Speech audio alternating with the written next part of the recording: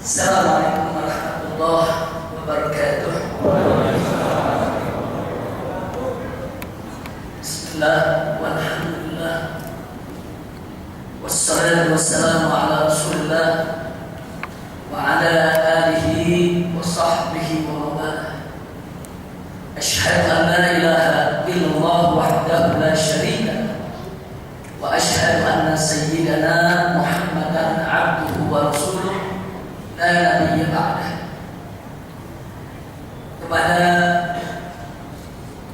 orang tua kita semua, guru kita yang tercinta, Ayahanda Al-Muhtaram Al-Mukarram Kiai Haji Khalil Ridwan, itu juga Ayahanda Al-Muhtaram Al-Mukarram Kiai Haji Abdul Rashid bin Kiai Haji Abdullah Syafi'i, dan para kiai yang lainnya, para ustadz yang lainnya, hafizahumullah ta'ala wa ra'ahum, Allah bituli hayatihim wa nafa'ana bi'ulumihim fid din wa dunya wal akhirah, amin ya rabbal alamin. Saya minta maaf, ada orang-orang tua kita tadi mau bersilat jamaah, lalu jam 1:30 ini saya baru tiba di Masjid Agung Al-Azhar. Semula direncanakan bisa sholat zuhur bersama.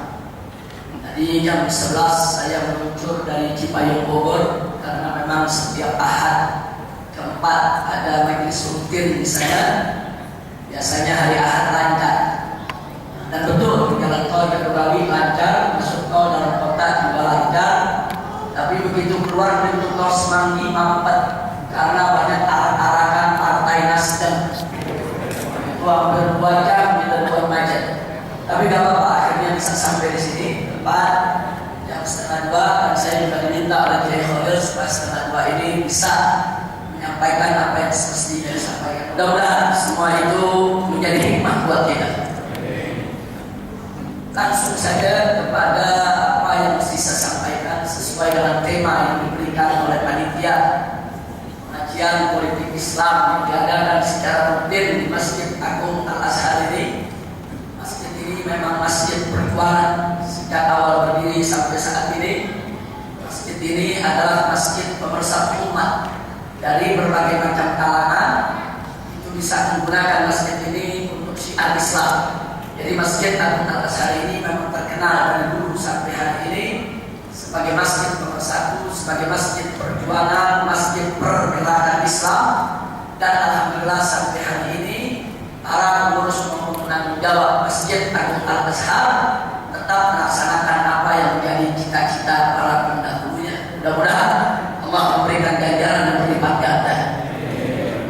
Ahibah kiram, bicara tentang NKRI bersyariah, sebagaimana tema yang ditetapkan oleh panitia, saya hanya ingin menyatakan bahwa NKRI bersyariah adalah NKRI yang menerapkan syariat Islam, NKRI yang tunduk dan patuh kepada syariat yang dibawa oleh Nabi Muhammad Sallallahu Alaihi Wasallam. Nah, program NKRI bersyariah ini punya landasan, baik landasan agama maupun landasan konstitusi. Kita mulai dari landasan agama, sebagaimana sering disampaikan oleh para kiai kita, bahkan sering diceramahkan oleh Kiai Haji Khalil Ridwan maupun Kiai Haji Abdul Rashid Abdullah Syafi'i, tentang wajibnya umat Islam untuk menerapkan syariat Islam dalam sendi-sendi kehidupannya. Kita bisa buka dalam surat Al-Maidah dari ayat 44 sampai ayat 50. Kalau kita baca, kita pahami isinya, kita hayati, kita akan mendapatkan dalil-dalil yang autentik tentang kewajiban untuk menerapkan syariat Islam bagi umat Islam. Di mana dalam surat Al-Maidah ayat 44 dan 45 Allah menceritakan tentang syariat Nabi Musa alaihissalam. Dan di akhir daripada ayat 44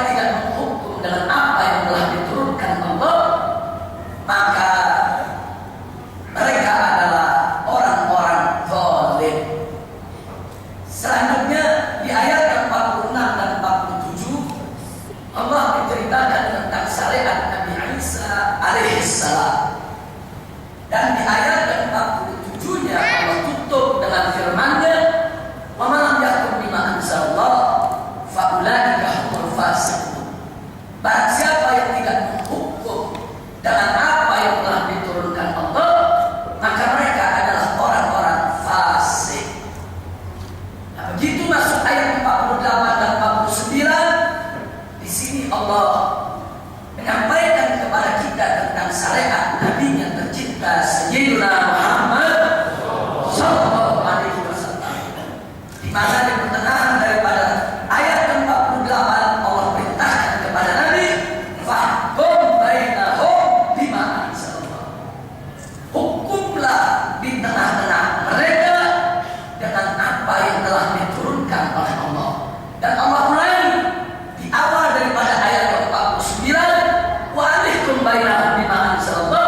Hei Nabi, hei Rasul, hei Muhammad, hukumlah di tengah-tengah mereka, itu umat manusia ataupun umat ataupun pengikut, dengan apa yang telah diturunkan oleh Allah. Nah, berdasarkan daripada ayat-ayat yang barusan kita kupas sepintas lalu, saudara, bahwa memang sejak zaman Nabi Adam alaihissalam sampai zaman umat Nabi Muhammad sallallahu alaihi wasallam, persoalan penerapan hukum Allah adalah suatu kewajiban agama. Itu merupakan kewajiban dalam syariat Nabi Musa alaihissalam, kewajiban dalam syariat Nabi Isa alaihissalam, dan juga tetap menjadi kewajiban untuk syariat Nabi Muhammad sallallahu alaihi wasallam sampai hari kiamat nanti. Dan ini sesuatu yang tidak bisa ditawar-tawar lagi. Nah, kemudian yang tidak kalah menariknya di ayat ke-50, saudara, Allah tegur keras mereka-mereka yang tidak menerapkan syariat Islam, mereka-mereka yang tidak menerapkan hukum Allah. Allah nyatakan, "Afa hukmal jahiliyah yabghun wa man ahsanu minallahi hukma liqaumin yuqinun." Jadi Allah nyatakan dalam ayat ini untuk mereka-mereka yang tidak mau menerapkan hukum Allah, yang tidak mau melaksanakan hukum Allah. Apa hukum jahiliyah yabghun? Apa mereka itu menginginkan hukum jahiliyah? Apa mereka menghendaki hukum jahiliyah? Kemudian Allah ingatkan, "Wa man ahsanu minallahi hukman liqaumin yuqinun." Di sini bentuknya sifatnya pertanyaan, tapi ini soal saja. Sebetulnya ini bukan untuk bertanya, tapi untuk peringatan dari Allah untuk hamba-hambanya. Bagi orang-orang yang punya keyakinan beriman kepada Allah, tidak ada satu hukum yang lebih bagus daripada hukum Allah Subhanahu wa Ta'ala. Jadi ini perkataan jelas sekali kalau kita baca, saudara, dengan seksama. Bahkan almarhum Profesor Buya Hamka pada saat menafsirkan ayat-ayat ini di dalam kitab tafsirnya Al-Azhar, beliau tegas menyatakan, jangan coba-coba kita keluar daripada menegakkan hukum Allah. Tegas beliau menyatakan mereka yang tidak mau menegakkan hukum Allah sebagaimana Allah hukumkan, mereka itu kafir, zalim, fasik. Na'udzubillah min dzalik. Kita ucapkan selamat datang pada orang tua kita. Dibayahna al-muhtaram wa karam Kiai Haji Syukran Ma'mun hafizahullah ta'ala wa ra'ah. Famadallahu bituli hayati wa nafa'ana bi ulumih. Amin ya rabbal alamin. Mudah-mudahan kehadiran para ulama kita di tempat ini akan menjadi penyebab lebih banyak turunnya rahmat dan barakah dari Allah Subhanahu wa Ta'ala. Nah, baiklah, kesimpulannya, berdasarkan landasan agama, tidak bisa ditawar-tawar lagi bahwa menerapkan hukum Islam dalam kehidupan umat Islam adalah kewajiban agama. Nah, kalau tadi kita katakan NKRI bersyariat adalah NKRI yang tunduk dan patuh kepada syariat Islam, NKRI yang melaksanakan hukum Allah, berarti NKRI bersyariat sudah sejalan dengan apa yang digariskan oleh Allah maupun Rasulnya dalam Al-Quran maupun As-Sunnah, di mana kita wajib untuk menerapkan hukum Allah di bumi Indonesia tercinta, saudara. Sekarang kita bicara dari segi landasan konstitusi. Saudara, dari segi landasan konstitusi, baik landasan ideal Pancasila Pancasila maupun landasan konstitusional Undang-Undang Dasar 1945 tidak ada satu klausul baik itu pasal maupun ayat di dalam konstitusi kita yang melarang umat Islam untuk menerapkan syariat. Sudah tidak ada. Bahkan sebaliknya, kalau kita cermati dari mulai muqaddimah pembukaan Undang-Undang Dasar 1945 sampai batang tubuhnya, justru peluang untuk penerapan syariat Islam sangat-sangat terbuka lebar. Dan kata lain, penerapan syariat Islam di Indonesia adalah konstitusional. Kita mulai hari kita lihat pembukaan Undang-Undang Dasar 1945 itu terdiri dari 4 alinea. Yang menariknya alinea ketiga, di situ disebutkan atas berkat rahmat Allah yang Maha Kuasa. Saudara, ini ungkapan seperti ini tidak mungkin keluar kecuali dari orang Islam. Saudara, jadi kalau orang kafir yang menyusun itu kalimat, nggak bakal ada itu kalimat atas berkat rahmat Allah yang Maha Kuasa. Nggak muncul itu kalimat. Munculnya kalimat tersebut di dalam pembukaan Undang-Undang Dasar 1945 menunjukkan betapa besar peran umat Islam ketika penyusunan daripada pembukaan UUD 1945. Dan yang tidak kalah menarik, masuk ke alinea 4. Di alinea 4 disebutkan bahwa negara Republik Indonesia yang berkedaulatan rakyat ini berdasarkan ketuhanan yang Maha Esa. Kita mau tahu ini yang dimaksud ketuhanan yang Maha Esa, Tuhan yang mana? Sudah, karena ini masuk ke alinea keempat, kita mesti lihat alinea sebelumnya. Ketuhanan yang Maha Esa disebut sebagai dasar negara pada alinea keempat pembukaan UUD 45. Kita mundur ke alinea ketiga, di situ disebut atas berkat rahmat Allah yang Maha Kuasa. Berarti Tuhan yang Maha Esa yang dimaksud dalam alinea keempat adalah Allah yang Maha Kuasa yang disebut dalam alinea ketiga. Oleh kita bisa secara teoritis tidak terbantahkan, saudara, konstitusional berarti dasar negara Republik Indonesia yang dimaksud dengan ketuhanan yang Maha Esa adalah Tuhannya umat Islam yang disembah oleh umat Islam, yang tiada Tuhan yang berhak disembah selain Dia. Berarti dasar negara Republik Indonesia yang dipertegas kembali melalui pasal 29 ayat 1 batang tubuh UUD 45. Di sana ditegaskan bahwa negara Republik Indonesia berdasarkan ketuhanan yang Maha Esa. Titik, nggak ada koma, saudara. Hanya itu aja ditegaskan. Negara Republik Indonesia berdasarkan ketuhanan yang Maha Esa dalam Undang-Undang Dasar 1945 pasal 29 ayat 1. Siapa Tuhan yang Maha Esa yang dimaksud dalam pasal 29 ayat 1? Kembali ke pembukaan, saudara. Dalam pembukaan yang disebut adalah atas berkat rahmat Allah yang Maha Kuasa. Jadi ketuhanan yang Maha Esa yang dimaksud tidak lain dan tidak bukan adalah Allah yang Maha Kuasa, saudara. Dan ini semestinya umat Islam, tesis semacam ini harus kita pertahankan. Nggak boleh kita menolak, saudara. Kalau ada kelompok-kelompok yang mencoba menafsirkan Pancasila sesuai keinginannya bertentangan dengan syariat, wajar kita tolak. Karena itu kita diingatkan oleh almarhum Kiai Haji Isa Al-Ansori, satu pejuang Islam di sana, ya saudara, yang dulu menjadi anggota konstituante. Bagaimana beliau dulu dari kelompok Masumi mati-matian, yaitu membela Islam sebagai dasar. Apa beliau ingatkan kepada kita? Beliau ingatkan kepada kita bahwa Pancasila itu tergantung siapa yang rawat. Tergantung siapa yang rawat, saudara. Siapa yang merawat, dia yang akan menafsirkan seenaknya.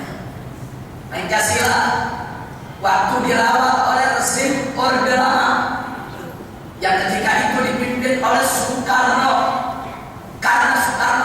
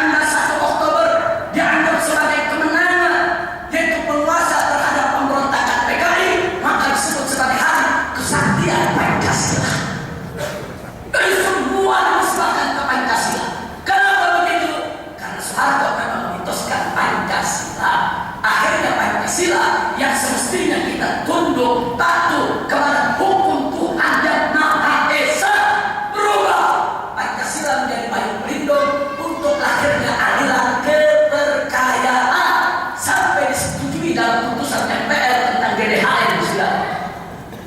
Jadi tergantung siapa tahu. Sekarang kita masuk era reformasi, saudara.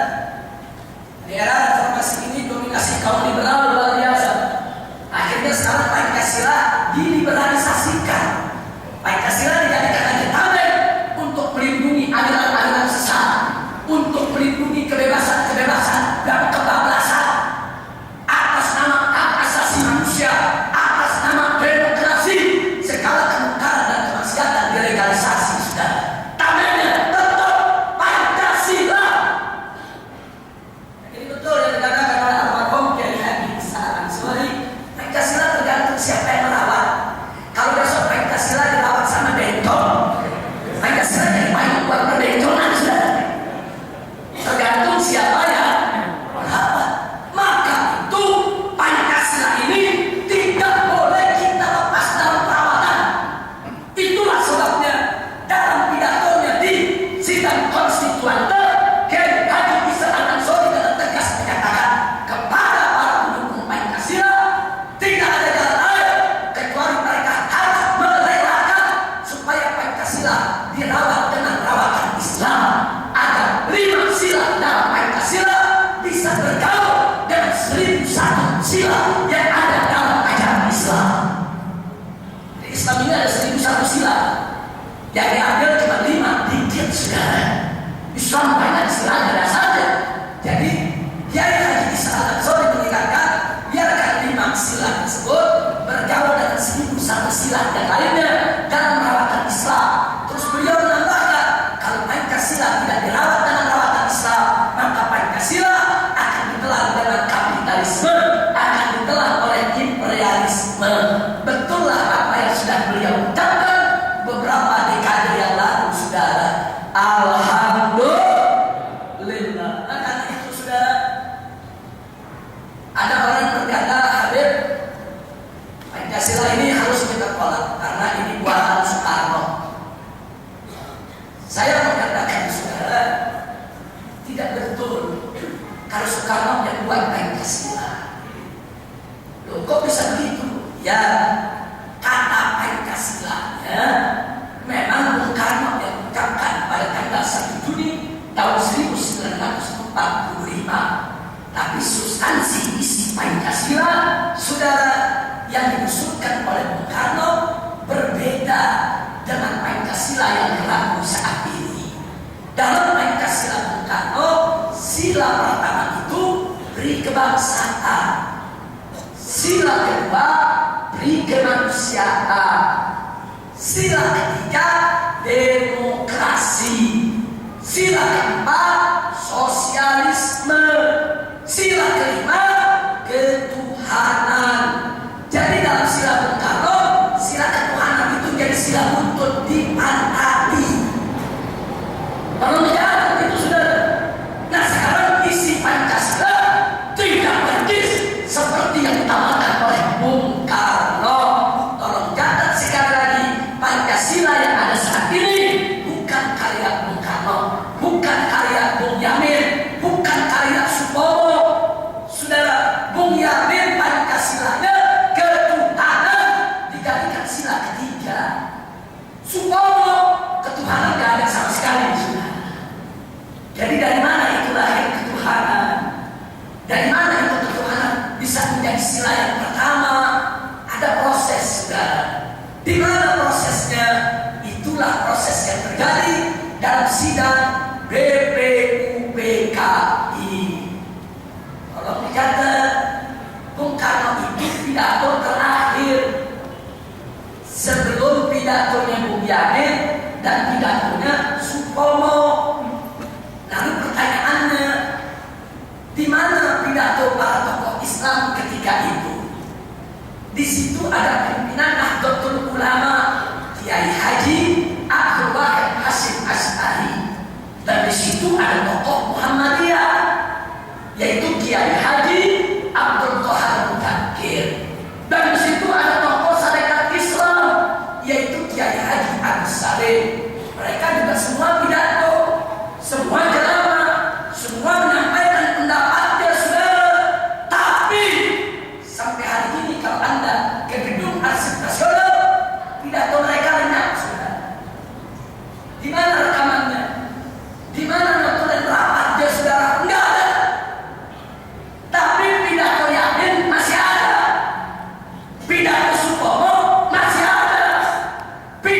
Soekarno, apalagi masih ada. Tapi pidato tokoh-tokoh Islam lainnya tidak ada asiknya, tidak ada rekamannya, tidak ada notulen rapatnya. Ada apa? Ini menjadi pertanyaan sejarah, saudara. Ada sesuatu yang disembunyikan. Jangan-jangan dalam pidato para tokoh kita tadi, mereka itulah yang mengusulkan Pancasila dengan isi yang ada saat ini, saudara. Itu yang tak boleh kita lupa. Ini disembunyikan seolah-olah yang mencipta Pancasila Bung Karno, Bung Yamin, Supomo. Kemana tokoh-tokoh Islam? Kiai Haji Muhammad Hasyim, Kiai Haji Abdul Qahar Muzakir, Kiai Haji Abdul Salim, tokoh-tokoh NU, Muhammadiyah, Syarikat Islam yang ketika itu berjuang mati-matian menjadikan Islam sebagai dasar negara Republik Indonesia. Dan jangan lupa Bung Karno, Bung Yamin dan Supomo, Pancasila mereka ditolak oleh sidang BPUPKI. Buktinya pada tanggal 22 Juni 1945, Pancasila yang tertuang dalam Piagam Jakarta tidak ada satupun yang sesuai dengan Pancasila Bung Yamin, Pancasila Supomo maupun Pancasila Soekarno. Tidak ada cocok. Sila yang pertama adalah ketuhanan dengan kewajiban menjalankan syariat Islam bagi pemeluk-pemeluknya. Ini kalimat nggak mungkin keluar kecuali dari orang Islam yang cinta syariat. Dari situlah nggak bakal lahir. Ini kalimat dari mana lahir?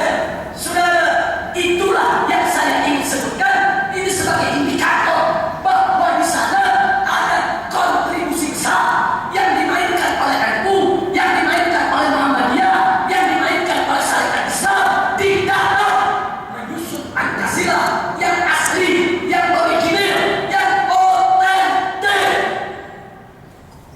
Tapi data-data dihilangkan, saudara.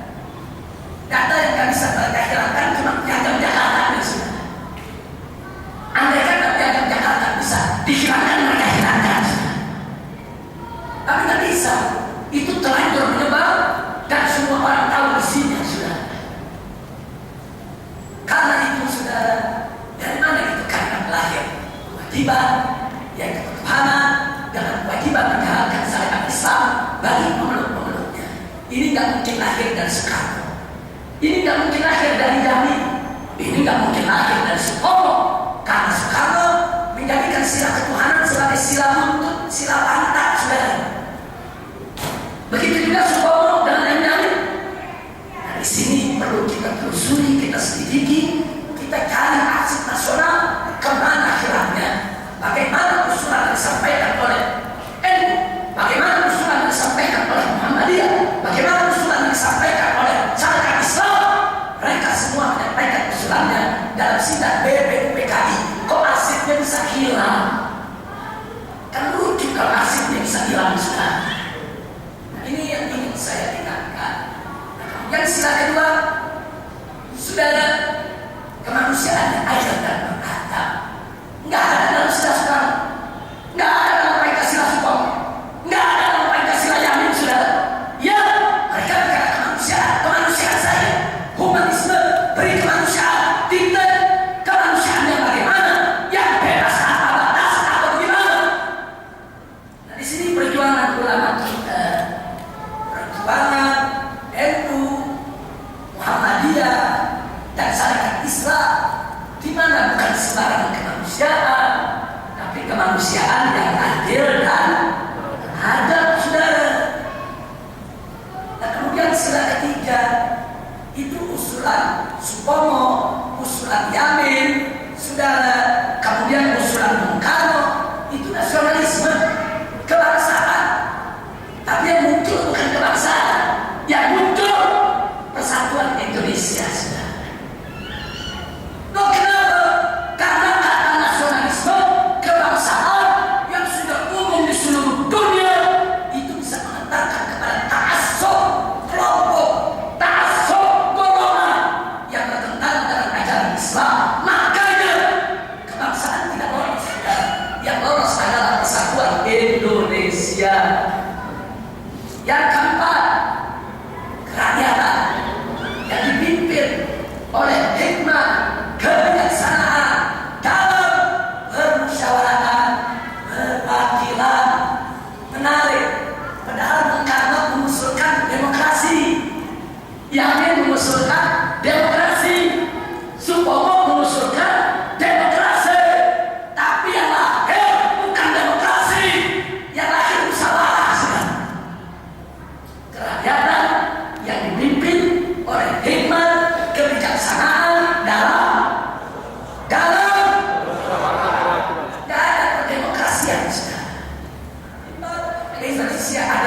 negara musyawarah, bukan negara demokrasi. Bukan, ini bukan negara demokrasi. Kita jangan rata, kita jangan ketenaran, mentang-mentang kelompok liberal, mentang-mentang kelompok sekuler, lewat berbagai media mengatakan Indonesia negara demokrasi, Indonesia negara demokrasi. Kemudian kita rata ikut mengakui Indonesia negara demokrasi. Kesalahan fatal. Kalau kita sebut Indonesia negara demokrasi, berarti kita menyerah sebelum perang. Berarti negara kita sudah serah bulan-bulan kepada kelompok sekuler. Ya, kita ngalah, kita nyerah. Ini negara yang negara demokrasi. Tidak bisa. Pertarungan belum selesai, pertempuran belum berakhir, saudara. Terminologi demokrasi harus kita buat, masukkan ke tong sampah. Kita mesti sosialisasikan terminologi musyawarah, bukan demokrasi. Allahu Akbar. Maka itu almarhum orang tua kita itu Kiai Haji Muhammad Nasir, pendiri dan pimpinan Dewan Dakwah Islamiyah Indonesia. Begitu juga kawan dan murid beliau almarhum itu Bapak Hartono Martono yang dulu menjadi pendiri dan pejuang di Partai Bulan Bintang. Bagaimana dengan tegas mereka mengatakan bahwa demokrasi bukan musyawarah dan musyawarah bukan demokrasi. Apa perbedaannya? Mereka mengatakan singkat bahwa demokrasi sering menghalalkan yang haram, mengharamkan yang halal dengan suara mayoritas. Tapi musyawarah mustahil mufakat dalam kemaksiatan. Itu satu ungkapan yang luar biasa dari para tua kita untuk menyadarkan kita. Musyawarah mustahil mufakat dalam maksiat.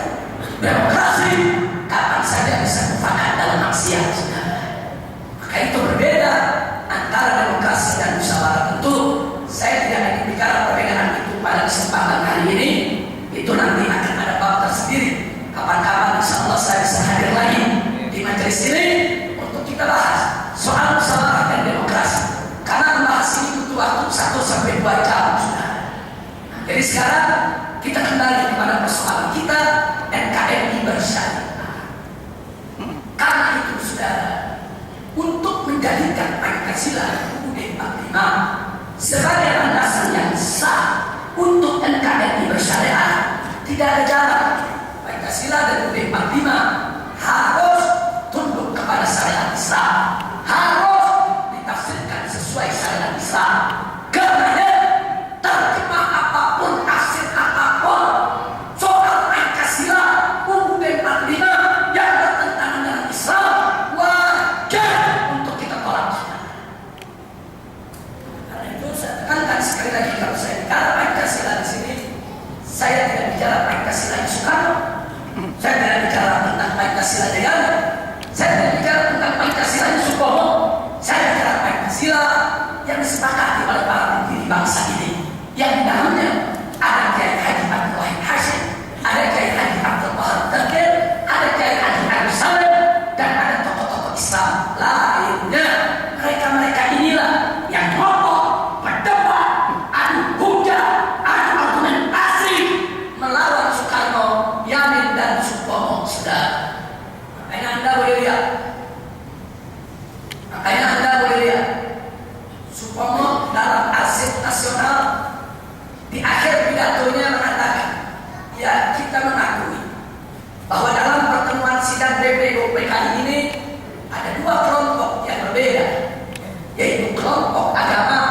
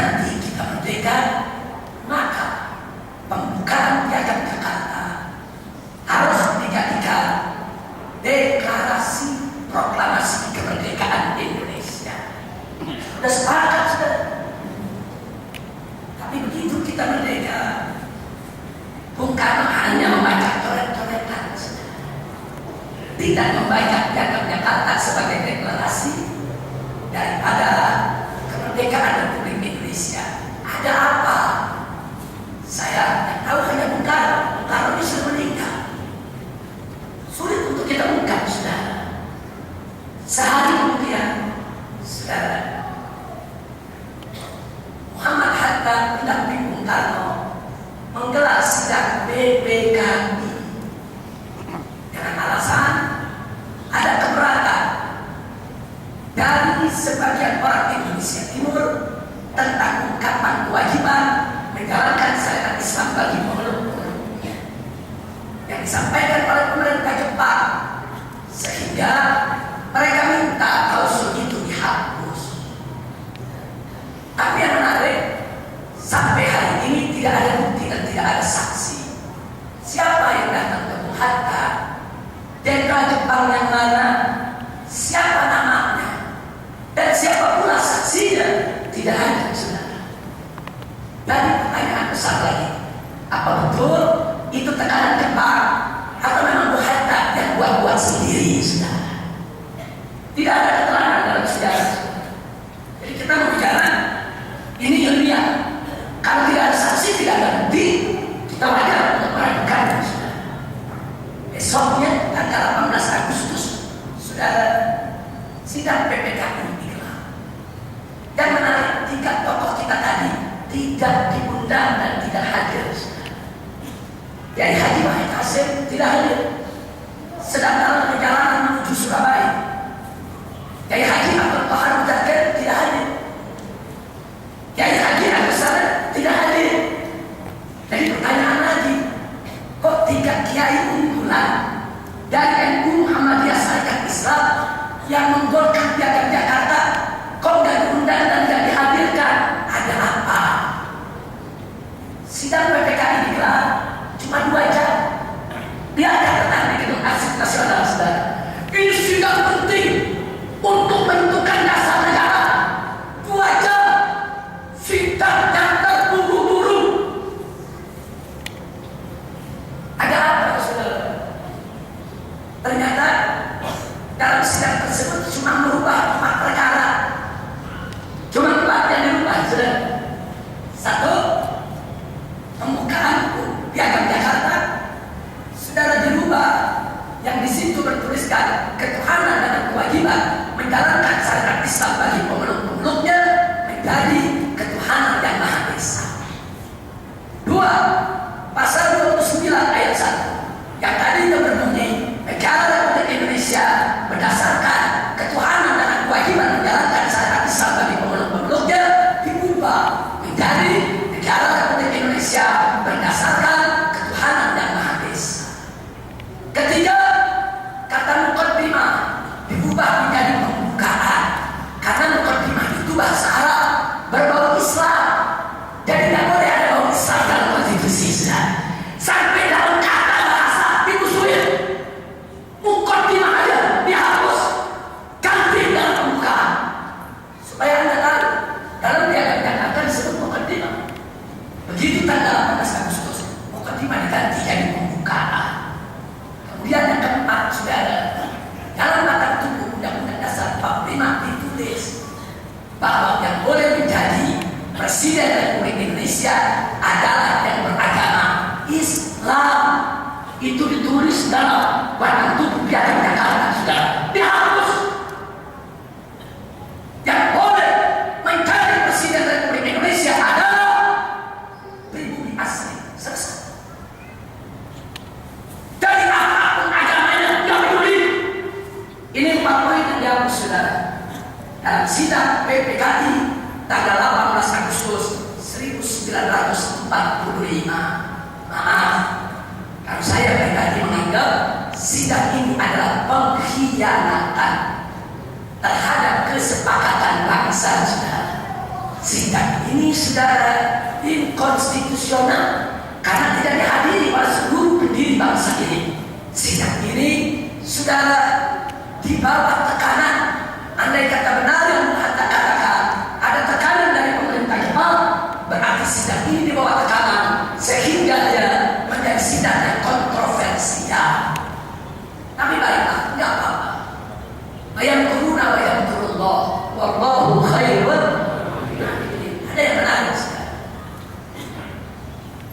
siap. PPKI memang tokoh-tokoh kita yang kita sebutkan tidak hadir, tapi ada tokoh-tokoh Islam lain yang hadir, seperti siapa nama lengkapnya? Almarhum Ki Bagus Hadi Kusumo. Nah, saudara dan kawan-kawan itu berjuang mati-matian mempertahankan dengan kewajiban menjalankan syariat Islam bagi pemeluk-pemeluknya. Kelompok Islam jangan bergeser. Terakhir solusinya baik, bolehlah syariat dihapus, tidak apa-apa, tapi diganti bukan ketuhanan saja, tapi ketuhanan yang Maha Esa. Anda perlu tahu yang diminta oleh kelompok sekuler Pancasila satu, ketuhanan, titik. Akhirnya para tokoh Islam memperjuangkan boleh syariat diganti, tapi harus ada kata yang Maha Esa. Akhirnya semua setuju. Ini yang saya sebut mereka mencoba melakukan tipu daya kepada umat Islam. Allah membalas tipu daya mereka. Saudara, begitu ketuhanan ditambah yang Maha Esa, berarti dia jadi tauhid. Syariat dihapus, gantinya tauhid. Sudah rasain. Mereka menipu umat Islam. Mereka mengerjakan umat Islam. Allah tolong umat Islam, saudara. Mereka hapus dengan kewajiban menjalankan syariat Islam bagi pemeluk-pemeluknya, diganti dengan yang Maha Esa. Berarti dari syariat naik angkat dari tauhid, saudara. Alhamdulillah.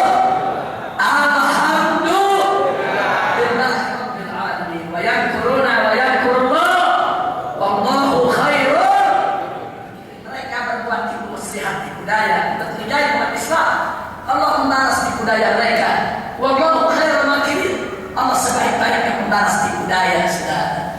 Nah, baik, asal tidak ingin berpanjang lebar soal itu, kesimpulannya bahwa Pancasila dan Budi 45 harus kita tafsirkan sesuai dengan tafsir kita. Jangan biarkan ditafsirkan oleh liberal, jangan biarkan ditafsirkan oleh orang-orang kafir, jangan biarkan ditafsirkan oleh orang-orang komunis. Harus kita umat Islam yang menafsirkan agar tidak diserahkan dan tidak bertentangan dengan ajaran agama Islam. Insya Allah. Siap berjuang? Siap menegakkan Islam? Takbir. Baik, jadi secara teoritis dasar negara Indonesia ketuhanan yang Maha Esa. Ketuhanan yang Maha Esa yang dimaksud adalah Allah yang Maha Kuasa. Berarti dasar negara Republik Indonesia adalah kalimat tauhid. La ilaha illallah. Oleh karenanya Indonesia wajib tunduk kepada hukum Tuhan yang Maha Esa. Dan hukum Tuhan yang Maha Esa adalah Allah. Berarti hukum Tuhan yang Maha Esa adalah hukum Allah. Dengan demikian NKRI bersyariat justru merupakan amanat dasar negara.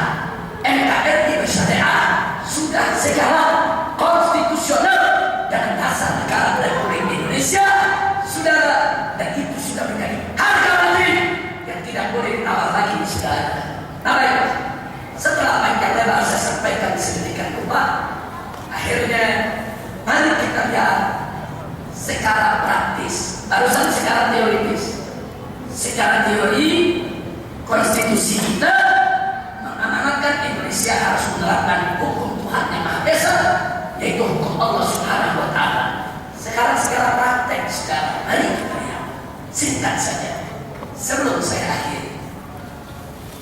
Saudara, hukum Allah bisa kita klasifikasikan menjadi 4 bagian. Yang pertama, ahkamullah al-muta'alliqah bil afrad. Hukum Allah yang berkaitan dengan pribadi perorangan. Seperti apa? Sholat, zakat, puasa, haji, umroh, sampai yang sunnah-sunnah, korban, akikah, itu semua hukum Allah. Jadi jangan ada berpikir hukum Allah itu cuma kampung saja, cuma potong tangan saja, cuma ajar saja. Enggak, sholat itu hukum Allah.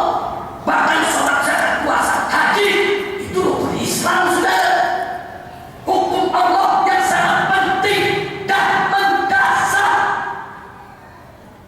Karena itu mereka hukum Allah yang berkaitan dengan orang, perorangan, pribadi. Alhamdulillah, sejak sampai hari ini belum lahir manusianya yang berani melarang umat Islam untuk sholat di Indonesia. Baik tentara, polisi, pejabat, presiden, belum lahir di Indonesia yang berani melarang kita sholat. Dan alhamdulillah, hukum Allah yang berkaitan dengan orang per orang di Indonesia sudah jalan. Yang kedua, hukum Allah yang berkaitan dengan ahkam Allah al-muta'alliqah bil usrah.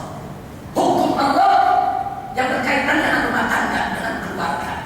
Seperti hukum perkawinan, perceraian, hak dan kewajiban suami istri, sampai kepada hukum bagi-bagi warisan dalam Islam. Alhamdulillah, di Indonesia sejak kita merdeka bukan saja tidak dilarang, tapi pemerintah menyediakan payungnya, fasilitasnya untuk kita jalankan itu sudah. Buktinya ada pengadilan agama, ada hakim, pemerintah bangun gedungnya, pemerintah gaji pegawainya, bahkan DPR menyiapkan payung hukumnya yang kita sebut kompilasi hukum Islam sudah. Jadi umat Islam kalau berselisih soal perkawinan, soal warisan, jangan ke pengadilan negeri, disoal pakai hukum Belanda, hukum sipil, hukum Arab, hukum kafir. Tapi kalau berselisih soal perkawinan, berselisih soal warisan, datang ke pengadilan agama. Di sana diselesaikan dengan syariat Islam sudah. Jadi artinya hukum Allah yang berkaitan dengan rumah tangga di Indonesia berjalan sudah. Yang ketiga, ahkam Allah al-muta'alliqah bil mujtama. Hukum Allah yang berkaitan dengan sosial kemasyarakatan. Seperti apa? Pendidikan Islam, bisnis secara Islam tanpa riba, perbankan Islam, asuransi Islam.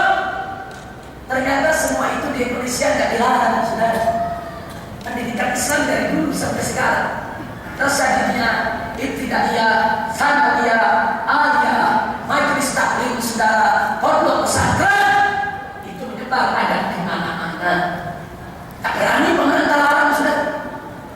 Bahkan keberadaan pendidikan ini jauh lebih banyak daripada sekolah-sekolah yang dibangun oleh pemerintah. Sudah. Jadi kalau pendidikan Islam ini bubar, pendidikan nasional bubar juga saja. Saking dahsyatnya besarnya peran yang dimainkan oleh pendidikan Islam. Alhamdulillah. Dan sampai di situ, saudara, perbankan Islam, saudara, sampai sekarang maaf, ini perbankan Islam, saudara, sampai orang kafir ikut-ikutan bikin bank syariah.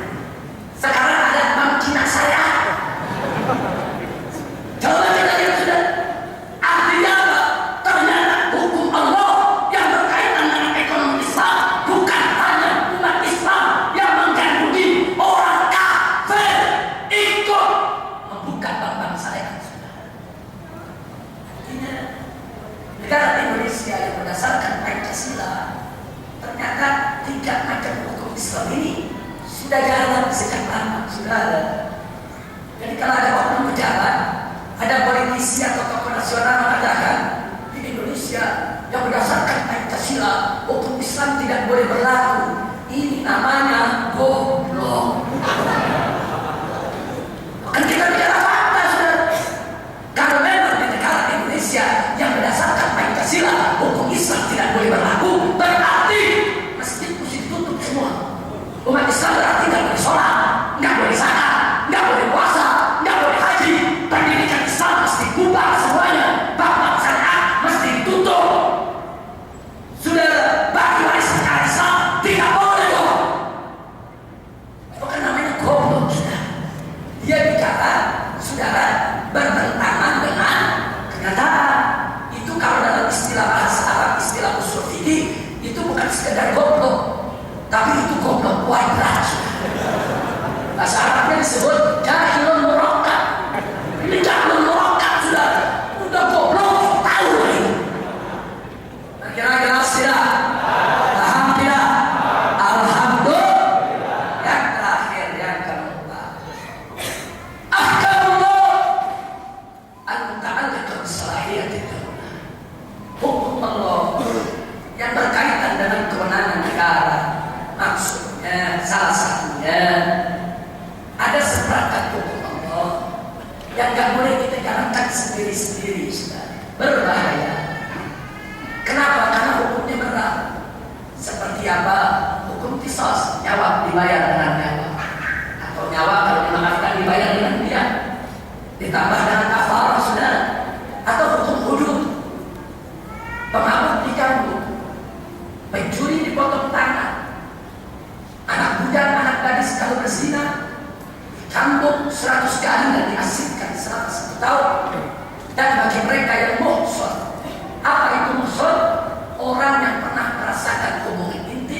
dalam pernikahan yang sah itu disebut muhsan. Kalau berzina saudara, maka dia harus beragam sampai mati, baik masih ada pasangan hidupnya maupun sudah jadi janda atau tidak saudara. Nah, jujur saya bertanya, cambuk, potong tangan, rajam sampai mati, itu hukum ringan atau berat saudara? Berat. Makanya Allah letakkan syarat yang ketat saudara. Karena berat, syaratnya ketat. Kenapa? Supaya tidak salah menjatuhkan sanksi hukum. Anda bisa bayangkan, ada orang baik-baik difitnah mencuri, tahu-tahu begitu diakhiri serampangan, dipotong tangan, di kemudian hari terbukti dia tidak mencuri, itu tangannya mau dibalikinnya bagaimana? Gak boleh sembarangan saudara. Maka itu kasus ini berat, syaratnya ketat, belum tahu syarat. Makanya mesti ada penelitian, ada penyelidikan, ada pengadilan, ada pembuktian, ada kesaksian. Gak boleh sembarangan. Bahkan kalau ada sedikit sama tidak jelas, hukumnya stop dulu, gak boleh dijalankan saudara. Karena Nabi bersabda, saudara, tudrul hudud bisubuhan. Yang namanya hukum hudud ditangguhkan kalau ada kesalahan-kesalahan yang membuat perkara belum jelas saudara. Tapi kalau sudah jelas betul, jelas, tidak ada kesalahan, silakan jatuh pemadu, potong tangan pencuri, rajam sampai mati berzina muhsan. Nah, karena ini berat, umat Islam nggak boleh atur sendiri-sendiri. Bubar dari sini di jalanan ketemu maling, tangkap dan potong tangan. Nggak boleh. Kira-kira jelas tidak? Nah, kita jujur lagi. Yang keempat, di Indonesia belum berjalan. Yang 1, 2, 3 udah jalan. Yang keempat belum jalan. Bukan nggak boleh jalan, bukan, belum jalan. Kenapa belum? Karena presidennya belum doyan syariat. Karena DPR-nya juga belum doyan syariat. Kalau besok presiden doyan syariat, DPR doyan syariat, saya yakin hukum Allah ini akan berlaku dan berjalan, insya Allah. Kira-kira jelas tidak? Jelas tidak? Jadi saya bertanya, 3 hukum sudah jalan, 1 hukum belum. Berarti hukum Islam yang jalan di Indonesia berapa persen? Berapa persen? 75. Dikit atau banyak? Sisanya berapa? Nah, bagaimana supaya kita dapat 100%? Ada 2 cara. Yang pertama, 75% yang sudah kita dapatkan, ayo kita amalkan. Kan sholat tidak dilarang, ayo kita sholat. Kan zakat tidak dilarang, ayo kita zakat. Kan puasa tidak dilarang, ayo kita puasa. Jangan ada anak muda, Allah Akbar, hidup Indonesia, hidup saya, hidup NKRI saya, hidup negara Islam. Itu sholat gak mudah. Kacau ya saudara. Allah Akbar, hidup negara Islam, hidup negara Islam. Kita tanya, ente punya anak? Punya. Udah sekolah? Udah. Sekolahnya di mana? Di Santa Maria. Allah Akbar, hidup negara Islam, hidup negara Islam. Kita punya duit? Punya. Nyimpan di bank? Nyimpan. Di bank mana? Bank riba. Ini dia yang kacau saudara. Mestinya Allah Akbar, hidup negara Islam, hidup negara Islam. Kau sholat? Alhamdulillah aku sholat. Semoga diterima Allah. Kau punya uang? Punya. Di mana nyimpannya? Di bank syariah. Kau punya anak? Punya. Di mana sekolahnya? Di Al-Azhar. Jaga kami. Bagus tidak? Makanya kalian punya anak di Santa Maria, pulang berhenti-hentinya. Pindahin semua sekolah Islam. Insya Allah. Nah, yang kedua saudara, ini yang menjadi pokok pengajian politik kita saudara. Tadi sudah kita katakan, kenapa yang 25% belum berjalan. Jadi yang 75% kan kita udah dapat Itu namanya bersyukur. Allah janji lain satu. Kalau 75% dijalankan, insya Allah yang 25% Allah kasih kita saja. Insya Allah. Nah, cara yang terakhir, tadi sudah saya katakan, kenapa ini belum berjalan di Indonesia? Sebab Presiden dan DPR belum yang syariah. Karena itu, karena 25% jalan, berarti besok presidennya mesti yang syariah, DPR-nya mesti yang syariah. Tadi sudah disinggung oleh Kiai Haji Ridwan. Ini pemilu dan dekat sudah. Ini negeri harus kita rebut. Kekuasaan harus ada di tangan umat Islam. Maka itu sudah jangan sia-siakan kesempatan. Besok di dalam pemilu, baik pemilihan kepala legislatif maupun kapres yang akan datang, umat Islam hanya boleh pilih yang siap menerapkan syariat Islam sudah.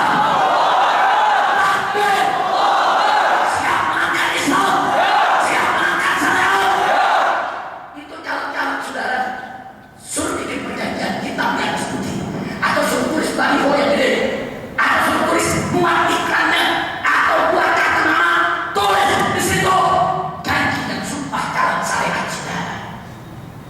Dari Allah, jika Allah mentakdirkan saya menjadi anggota dewan, saya bersumpah dan berjanji.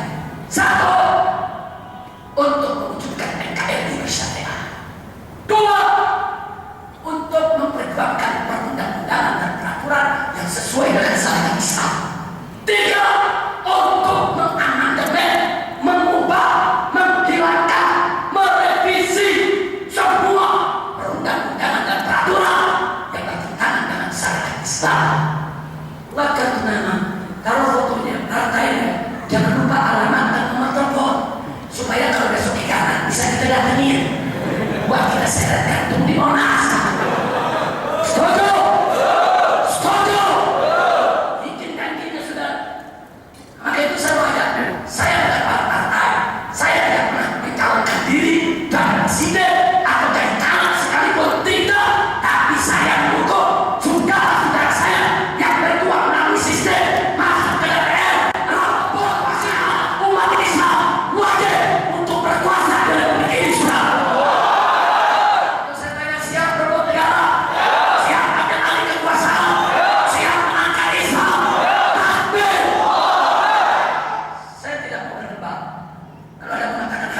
Ini kan demokrasi hukumnya haram, ini hukumnya begini, saudara. Terlalu panjang kalau kita berdebat. Ini pertempuran dengan mata.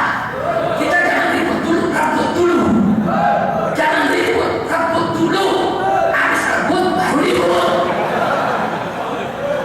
Ini kekuasaan belum kita ambil udah ribut, kacau dia. Kacau dia. Akhirnya besok direbut melawan rakyat, betul. Itu saja yang bisa saya sampaikan. Mudah-mudahan manfaat untuk kita semua. Masih ada kiai-kiai kita lagi yang akan memberikan semangat kepada kita untuk berjuang menegakkan Islam, insya